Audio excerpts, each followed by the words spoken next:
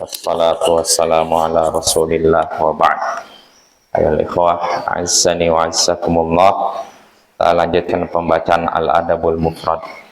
Berkata Imam Al-Bukhari rahimahullah, akhbarani Ibrahim ibn al-Mundhir qal haddatsana ma'an an Muawiyah an Abdurrahman ibn Jubair ibn Nufair an abihi anin Nawas ibn Sam'an al-Ansari annahu sa'ala Rasulullah sallallahu alaihi wasallam anil birri wal ithm faqala al birru husnul khuluq wal ithmu ma haka fi nafsika wa karita an yattali alaihin nas.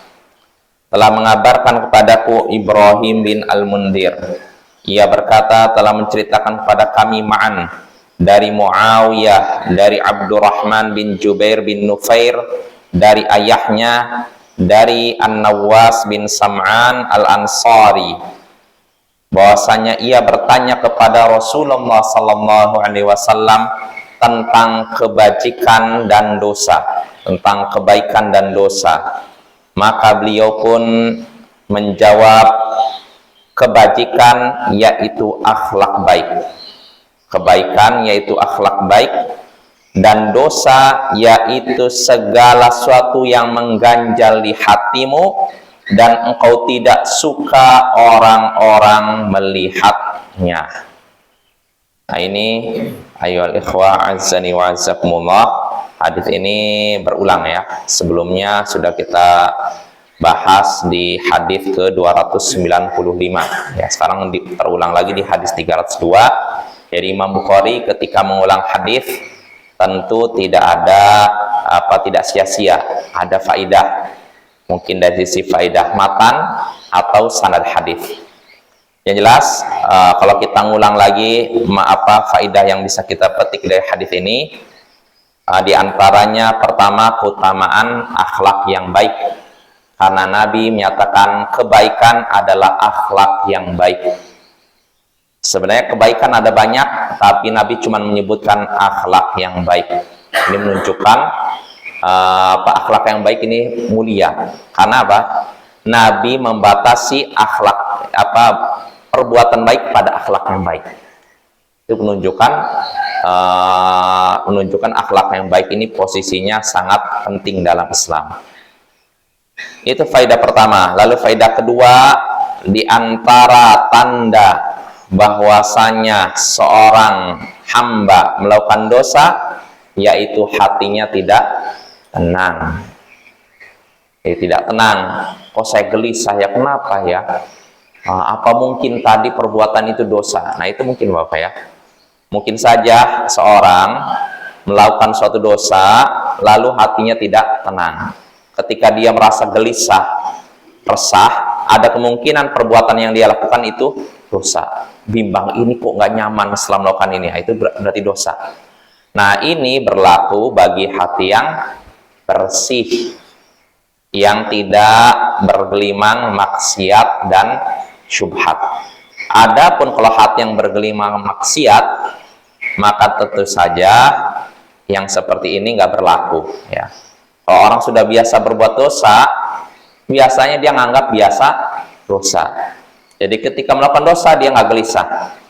Tapi kalau orang yang selalu menjaga ibadah, menjaga diri dari maksiat, suatu hari melakukan perbuatan yang tidak jelas ini maksiat atau tidak, dia gelisah nanti.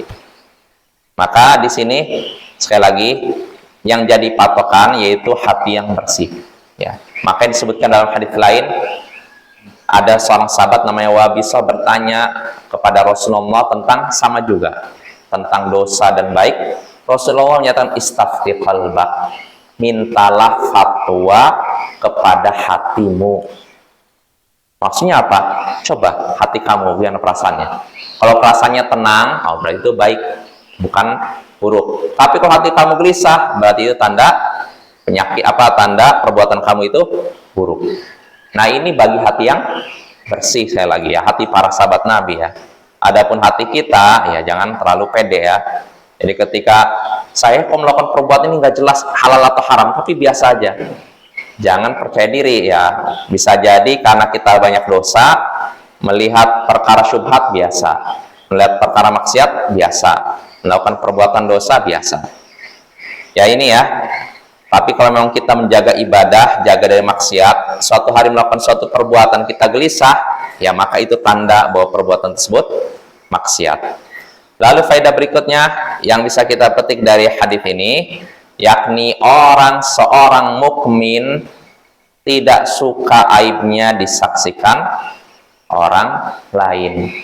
Sebab Nabi menyatakan, dosa itu apa yang mengganjal di hatimu dan engkau tidak suka orang-orang melihatnya.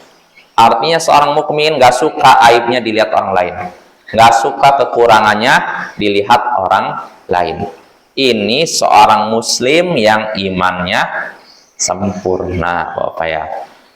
Adapun seorang muslim yang imannya lemah, bahkan bukan muslim, ketika melakukan maksiat, aib, justru dia senang dipamerkan.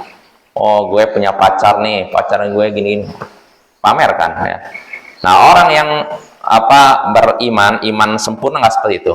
Ketika dia melakukan maksiat, dia risih, khawatir orang menyaksikan, khawatir orang melihat, nanti menganggap buruk baginya itu. Tapi kalau orang memang imannya sudah lemah, apalagi hilang, aibnya diumbar, aibnya terlihat orang lain biasa saja. Bahkan dia sendiri yang mengumbar aibnya. Na'udzubillah min dzalik. Ya itu saja mungkin. Wassallallahu ala nabiyyina Muhammadin wa ala alihi wa sahbihi ajma'in. Wa akhiru da'wana anil hamdulillahi rabbil alamin. Assalamualaikum warahmatullahi wabarakatuh.